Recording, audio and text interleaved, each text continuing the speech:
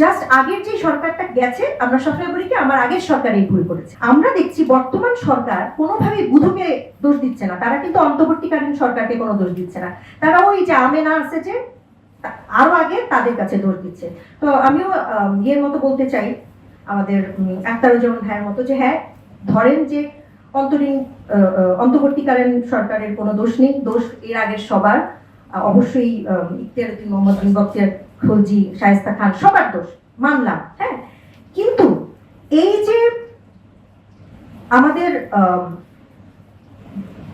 পূর্ববর্তী সরকারের স্বাস্থ্য উপদেষ্টার কাছে দিনের পর দিন ফাইল গেল টিকা আমদানির ক্ষেত্রে, বা ইউনিসেফ বারবার বললো ফর গড সেক, ওনার কাছে বারবার ফাইল নিয়ে যাওয়ার পরেও উনি এটাতে রাজি হননি।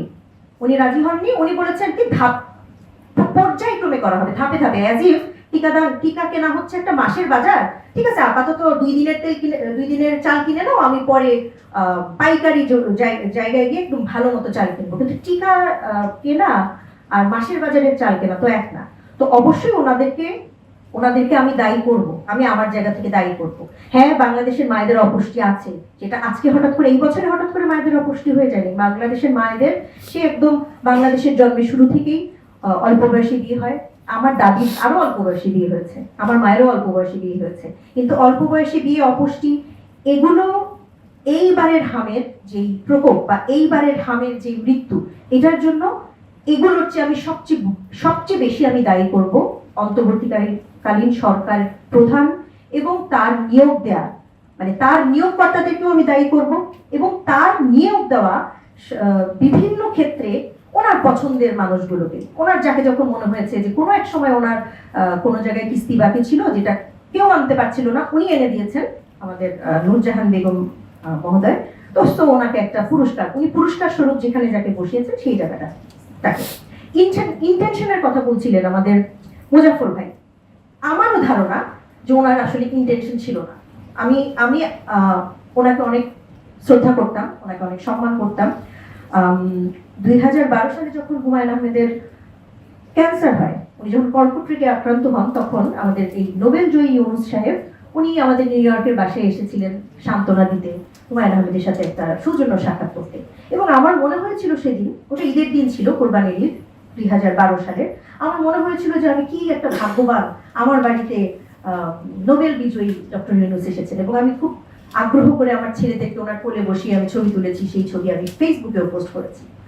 আজ আমার আমি বলতে বাধ্য হয়েছে, আমি আমার জীবনে ওনার মতো প্রতিশোধ পরায়ণ মানুষ আমি খুব কম দেখেছি। আমার কাছে মনে হয়েছে যে উনি প্রতিশোধ নেওয়ার জন্য উনি কিছু কাজ করেছেন। আমি একটা ছোট্ট ঘটনা মাঝখানে একটু অ্যাড করি, শিশুদেরকে নিয়ে যেহেতু কথা হচ্ছে।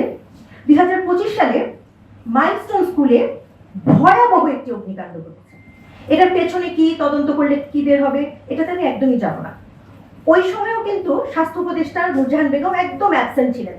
কোথাও তার কোনো একটা বিবৃতি, কোথাও ওনার কোনো একটা চেহারা আমরা দেখলাম না। এবং আমরা যারা ফেসবুকে বক করি, কোনো কিছুর আশা ছাড়াই যারা বক করি, আমরা বললাম যে উনি কোথায়, উনি কেন বলছেন না কিছু। যাই হোক, আমরা সম্প্রতি শুনলাম, তখনও শুনেছি কিন্তু তখন কোনো প্রমাণ ছিল না। আপনারা সবাই ডাক্তার সামন্তলাল সেনের নাম জানেন, এবং বাংলাদেশে বার্ন ইউনিট বা বার্ন হসপিটাল, ওনার কি পরিমাণ এই বিষয়ে ওনার ত্যাগ তিতিক্ষা বা ওনার সাফল্য, এটা অবশ্যই ওনার অভিজ্ঞতা আমরা সবাই জানি। বাংলাদেশে একটা সময় ছিল যে কিশোরীদের খালি অ্যাসিড মারা হতো, এবং লক্ষ লক্ষ অ্যাসিড ভিকটিমকে উনি সহায়তা করেছেন আমরা জানি। ধন্বন্তরী ডাক্তার হিসেবে ওনাকে সবাই চেনে। তো ওনার দোষ কি? ওনার দোষ হচ্ছে উনি একটি দলের মন্ত্রীর দায়িত্ব পালন করেছেন। সেটার জন্য ওনার অনেক শাস্তি হতে পারে, যে উনি মন্ত্রীর দায়িত্বে থাকা অবস্থায় উনি কি কি অন্যায় করেছেন ওনার মন্ত্রিসভায়, সেটা নিয়ে ওনার শাস্তি হতে পারে। কিন্তু আমরা শুনেছি, তখনও শুনেছি, এবার আমরা একজন বর্তমান সরকারের একজন এমপির মুখে আমরা শুনেছি যে ওই সময়ে ডক্টর সামন্তলাল সেন উনি আগ্রহ প্রকাশ করেছিলেন যে মাইলস্টোন স্কুলের বাচ্চাগুলোর চিকিৎসায় উনি এগিয়ে আসতে চান। আমরা শুনেছি বর্তমান সরকারের একজন দায়িত্বশীল এমপির মুখে শুনেছি যে তখন নাকি অন্তর্বর্তীকালের সরকার প্রধান বলেছেন কোনো দরকার নেই।